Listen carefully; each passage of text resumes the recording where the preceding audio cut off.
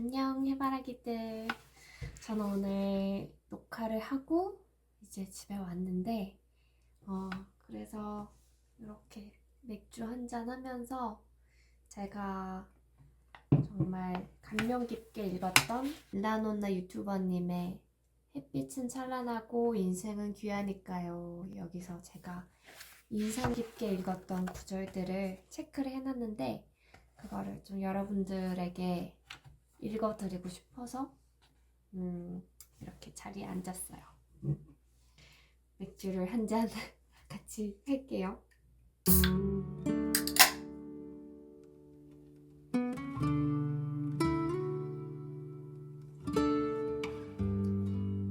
전 진짜 혼술은 안 하는데 가끔씩 촬영 끝나고 나면은 그냥 가볍게 맥주 한 잔 하고 싶을 때가 있더라고요.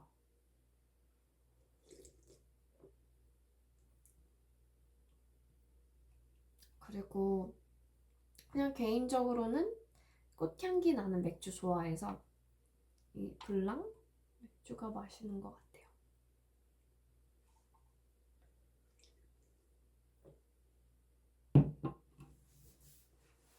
나는 1952년생 장명숙이다. 한국전쟁 중 지푸라기를 쌓아놓은 토방에서 태어나 70살 언저리의 유튜버가 되었다. 아침에 눈을 뜨면 오늘은 또 얼마나 재미있을까 설레고, 저녁에 몸을 누이면 오늘 난 잘 살았나 되돌아보고 내일 또 어떤 일이 펼쳐질까 기대하곤 한다. 300여 쪽의 책을 쓰면서 내가 살아온 시간을 되돌아봤다.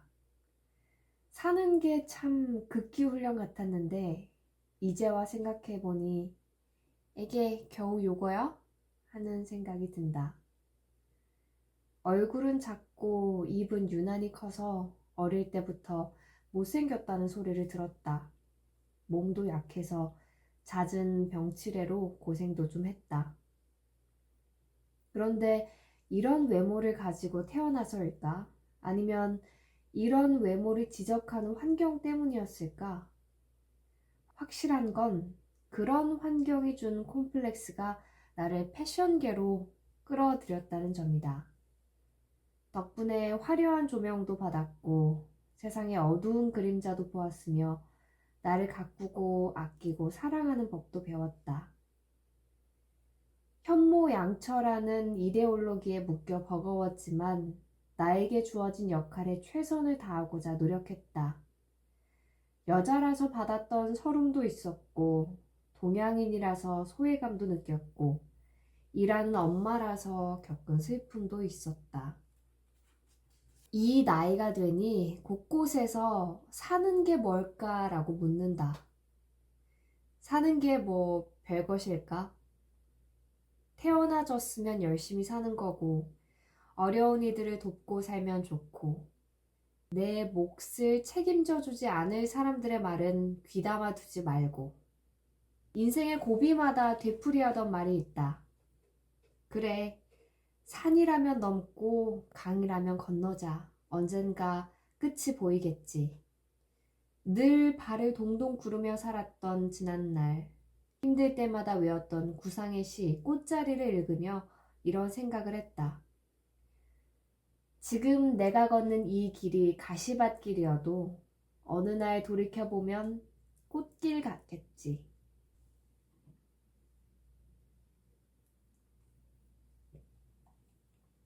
이 문장은 제가 방에 붙여놓은 프로이트의 문장이랑 진짜 비슷해요. 그거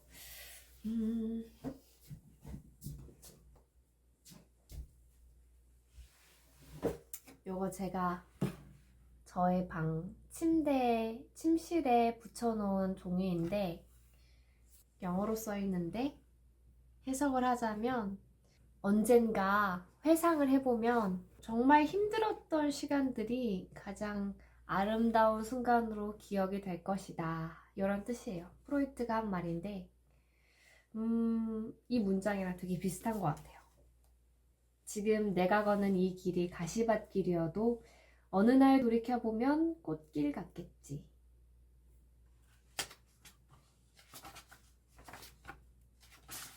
하나뿐인 나에게 예의를 갖출 것.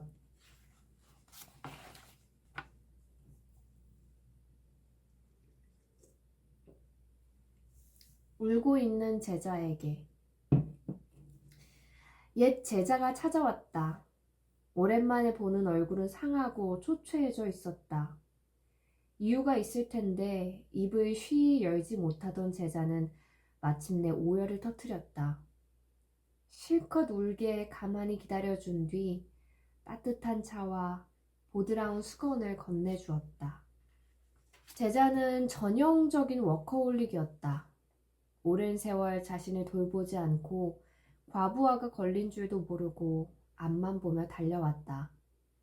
지금 자신이 어디에 있는지, 어디를 향해 가는지, 방향을 잃고 허둥대다가 번아웃이 온 것이다.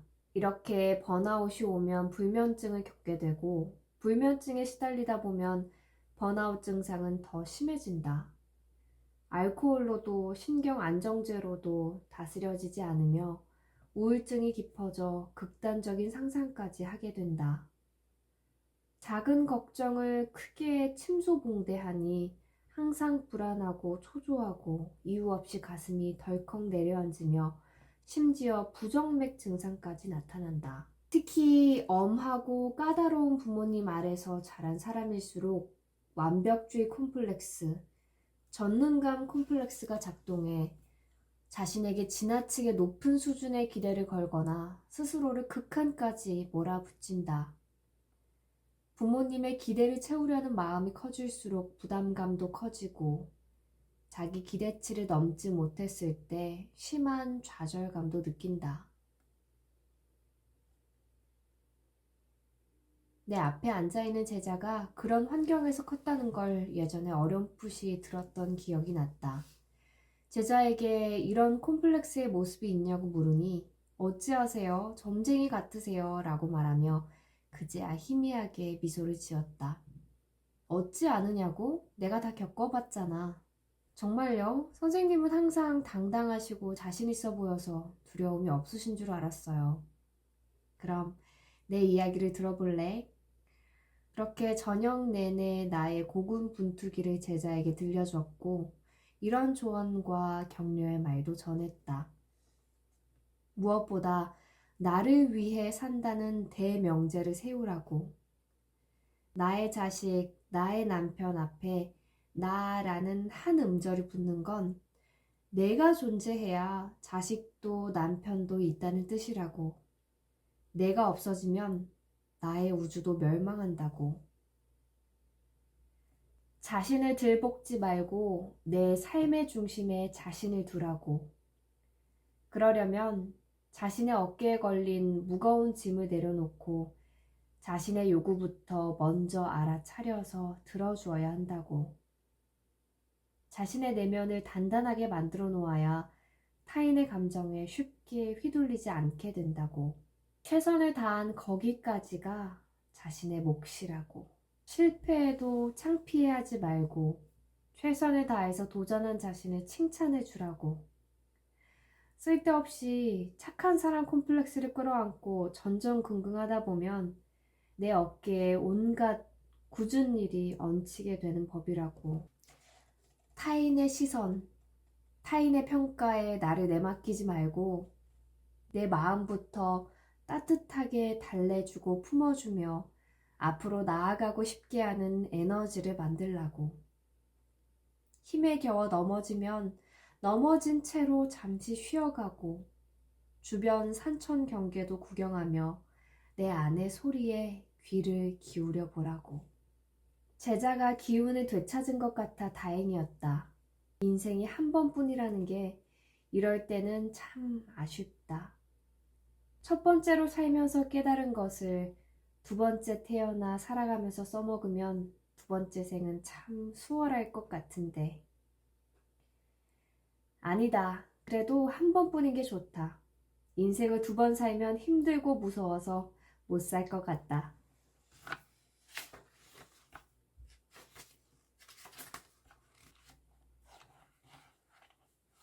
타인의 시선을 끊임없이 의식하며 알맹이 없는 삶을 살고 싶지 않다. 남이 보더라도 괜찮은 삶보다 내가 보더라도 만족하는 삶을 사는 게 낫지 않을까? 내가 이런저런 논리로 반박을 하니 남이 보더라도 라는 말을 하던 남편이 조금은 수그러들었다. 이제라도 남편이 저 소리를 멈추어 주길 바랄 뿐이다. 염색하지 않은 지 15년 정도 흘렀다. 이제는 흰머리가 멋있다고 말해주는 사람들이 더 많다. 할머니면 어떻고 할아버지면 어떤가. 있는 그대로의 나를 받아들이는 편안함이 있는데 이것이 진정한 자유로움 아닐까?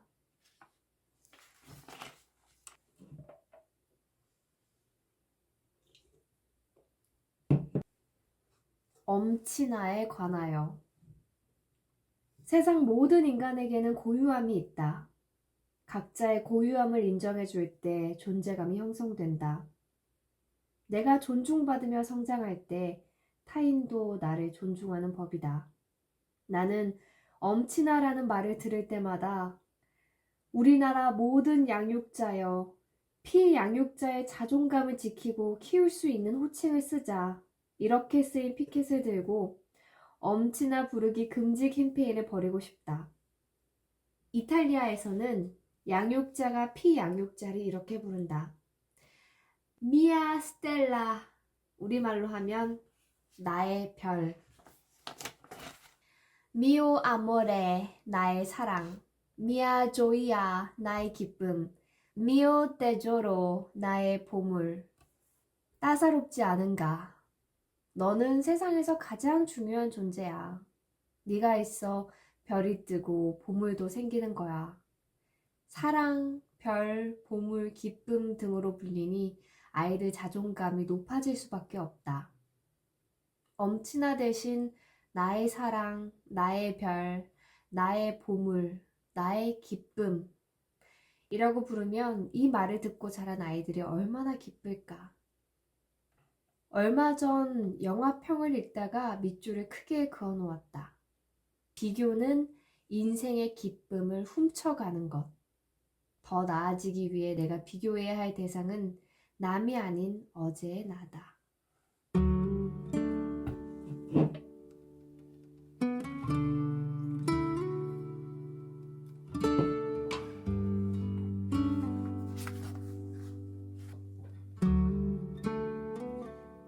특혜보다는 자유를. 1980년대 후반 내 나이 36살 때 당시 가장 유명하고 규모가 큰 토털 패션 회사에서 나를 고문으로 모시고 싶다고 제안하였다. 내 제자가 그 회사의 디자이너였는데 그가 나를 회사의 고문으로 추천한 것이다. 회사 측은 매일 오전 9시에서 오후 5시까지 근무할 수 있는지를 물었다. 나는 그건 어렵다고 했다. 회장님께서 내게 근무 조건을 제시해달라고 하셨다. 나는 주 3일 근무를 말씀드렸다. 흔쾌히 근무 조건을 받아주신 회장님이 갑자기 의전 차량에 대해 물어오셨다. 회사 상무이사 직급의 임원에게는 국내 생산의 고급 세단을 제공하고 운전기사분도 따로 배정해 주신다고 했다. 특히 나는 상무급 고문이니 더 특별하게 차종과 색을 선택하라고 말씀하셨다. 예상치 못한 대우에 적잖이 당황했다. 운전기사가 있으면 출퇴근은 편하겠지. 뒷좌석에서 책도 읽고 서류 정리도 할 수 있겠고. 장점이 주르륵 떠올랐다. 한편 기사분을 배정받음으로써 예상할 수 있는 단점도 있다. 내가 이곳에서 일하게 된다면 1년 단위로 재계약을 맺는 계약직이다. 일이 고되거나 마음에 들지 않으면 1년 뒤에 그만둘 수도 있는데 기사가 운전해주는 의전차를 타면서 그 편안함에 익숙해지면 주 그만두었을 때 불편함을 견디기 힘들 것 같았다. 나는 잠깐 생각해 볼 시간을 가진 뒤 의전차 제안을 정중히 사양했다. 회장님께서 놀란 표정으로 물으셨다. 보통은 의전차 제공을 요구하거나 더 큰 차를 제공할 수 없는지 묻는데 사양하는 이유가 있으신가요? 차종이 마음에 안 들면 말씀해 주시죠. 나는 사양하는 이유를 말했다. 제가 평생 누릴 수 있는 편의가 아니고 언젠가 되돌려줄 호사라면 애초에 익숙해지지 않는 게 좋겠습니다. 재직하는 동안 최선을 다해 회사의 이익을 위해 일하겠습니다. 예부터 집안의 어른들이 항상 말씀하셨다. 분수껏 살아야 탈이 없고 뱁새가 황새 쫓아가면 가라니까 찢어진다고. 그 후 회사에 들어가 열심히 즐겁게 일하다가 훗날 내가 떠나고 싶을 때 과감히 떠났다. 미련 하나 없이 자유로웠다. 내가 비록 을이라도 자유롭다고 느낄 수 있는 방법은 없을까? 진지하게 고민하여 내린 결론은 이것이다. 나의 가치 비용을 조금 할인하는 것. 나를 조금 할인해서 팔고 최선을 다해 일하는 것. 그러면 늘 내가 우위에 서 있지 못해도 동등한 위치에서 내 목소리를 낼 수 있다고 생각한다. 내 월급만큼 받고 나만큼 일하는 사람은 없을걸요? 하며 말할 수 있을 정도의 능력도 필요하다. 그럼 연봉을 깎으란 말이에요? 세상 물정 모르고 하는 소리 아니에요? 이렇게 묻는 사람들이 있다. 내 자유를 빼앗기지 않을 만큼 받으면서 동시에 내 자유를 지킬 수 있다면 자신의 가치 비용은 조금 할인해 주세요. 조금 더 받아서 내 자유를 빼앗기지는 마세요. 훗날 직장을 떠날 때 아쉬움이 남을 것 같은 특혜는 더더욱 받지 마세요. 나는 이렇게 답하고 싶다. 죽음의 수용소에서라는 책이 있다. 나치의 강제 수용소에서 살아남은 저자 빅터 프랭클은 극한 상황에서 자유를 포기하지 않았다. 모든 것을 빼앗겨도 자유만은 빼앗기지 않았다. 나를 나답게 만드는 자유는 이토록 소중하다.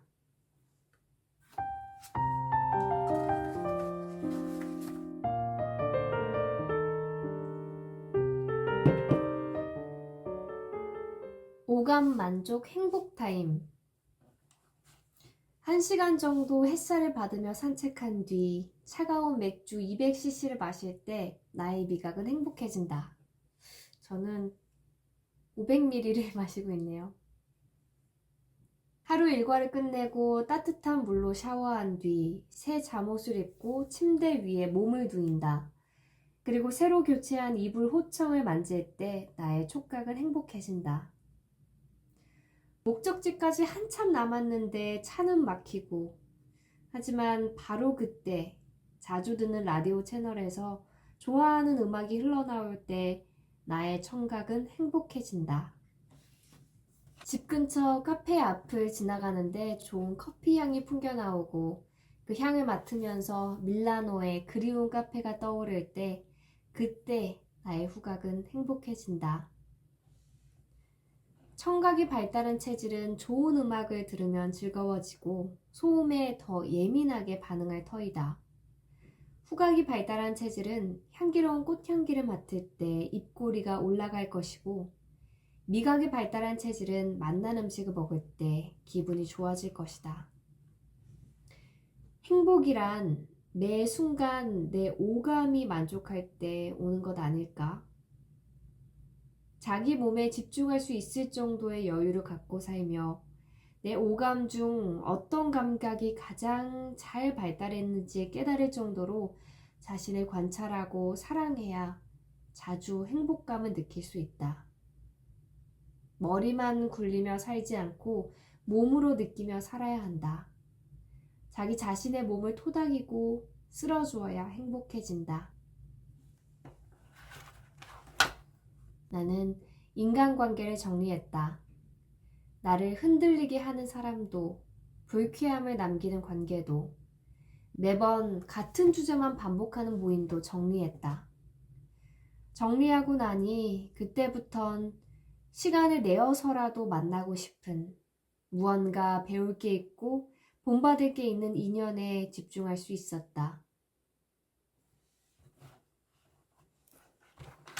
어떤 브랜드를 좋아하세요? 어떤 옷을 좋아하세요? 내 경력을 익히 알고 있는 분들이 가장 많이 하는 두 가지 질문이다. 어떤 브랜드를 좋아하는지 물어보면 전 옷을 브랜드 보고 입지 않아요. 제 취향과 형편을 고려해서 입어요. 특히 브랜드가 돋보이는 옷보다 저를 돋보이게 해주는 옷을 좋아해요. 라고 즉시 답하려다가 마음속에 넣어두고 패션 분야에 관한 이야기만 주로 나눈다. 반면 어떤 옷을 좋아하는지 물으면 이분과는 아이 쇼핑하는 기분으로 내 심리나 취향, 성장 과정의 그림자까지 이야기를 나눌 수 있겠구나, 이런 생각이 들어 내심 기분이 말랑말랑해진다. 내가 입었을 때 정서가 안정되고 나를 구속하거나 긴장시키지 않는 옷. 내가 좋아하는 건 이런 옷들이다. 나는 건강한 차림새가 좋다. 브랜드 로고가 크게 드러나는 옷차림이 아니라 취향, 안목, 교양이 드러나는 옷차림이 좋다. 누군가의 눈을 의식하는 게 아니라 누군가의 기억 속에 스며드는 옷차림이 좋다. 이것이 사람들이 그렇게도 궁금해하는 옷 잘 입는 기준이 아닐까? 사람들은 나를 보고 이른바 럭셔리하다고 말하지만 사실 럭셔리는 나와 거리가 멀다. 그런데 어느 날 럭셔리라는 단어를 다시금 생각하게 만드는 기사를 발견했다. 프랑스 국적의 세계적인 조향사 장클로드 엘레나의 인터뷰를 읽게 됐다. 그는 럭셔리에 대한 정의를 달리했다. 진정으로 럭셔리한 삶은 자기 자신과 조화를 이루는 삶이다. 럭셔리는 소유가 아니라 공유다. 소중한 사람과 즐거운 시간과 경험을 공유하는 것이다.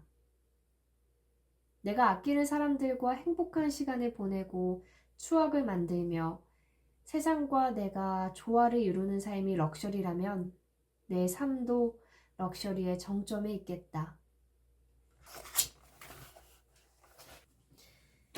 이제 나에게 남은 숙제는 구독자들을 실망하지 않도록 힘이 닿는 데까지 좋은 콘텐츠를 보여드리는 것이다. 언젠가는 아름다운 마무리를 해야 할 텐데 인생은 숙제의 연속이다. 때로는 쉽고 때로는 너무 어렵다. 이렇게 살아도 되는 걸까? 저렇게 살아도 되는 걸까? 시작할까 말까? 나 또한 내 앞에 놓인 수많은 선택지 앞에서 숱한 고민을 했고 그때마다 되도록 단순하게 생각했다. 재밌으면 해보면 되지. 모든 어른과 아이가 자기 인생에 마땅히 용기를 내면 좋겠다. 내가 하고 싶은 일이 있다면 주저 말고 시작해보라. 그것에 대한 결과와 책임은 전적으로 내가 짊어지면 된다. 늘 몸도 마음도 건강하시길. 각자의 자리에서 찬란한 인생을 살아가시길.